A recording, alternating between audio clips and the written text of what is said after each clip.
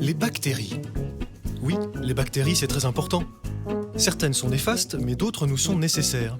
On en a sur la peau, dans la bouche, et bien sûr dans notre tube digestif. On appelle ça la flore intestinale, indispensable pour digérer. Dans notre corps, on a même environ 10 fois plus de bactéries que de cellules. Ça en fait quelque chose comme 100 000 milliards.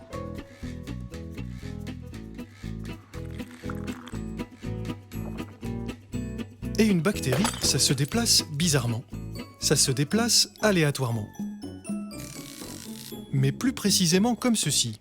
Une ligne droite et une petite réorientation. Une autre ligne droite et hop, à nouveau une réorientation. Et quand on en a tout un groupe, ça met un peu le bazar. Donnons maintenant à ce petit groupe quelque chose d'appétissant. Que va-t-il se passer ?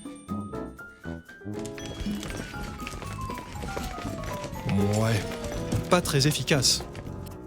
Mais comment ça se passerait cette fois avec de vraies bactéries ? Des chercheurs ont fait l'expérience. Elles sont ici nos petites bactéries individuellement agitées, au bord de ces canaux tout fins. Vont-elles réussir à déguster le glucose qu'on leur propose ? Attention, top départ.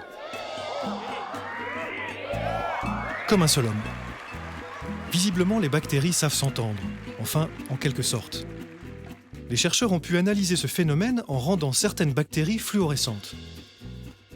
En faisant des statistiques, ils ont vu que les trajets rectilignes s'allongent et que les brusques changements de direction se font davantage vers la nourriture. Les bactéries communiquent en produisant des molécules qu'elles reconnaissent. Ainsi, elles s'attirent les unes les autres. Dans ce milieu aléatoire, un comportement global émerge. Ça donne un mouvement d'ensemble parfait. Un mouvement qui ressemble à d'autres mouvements de groupe étonnants qu'on trouve dans la nature, chez les insectes, mais aussi chez les poissons par exemple. L'ordre naît donc parfois du désordre. Enfin, parfois.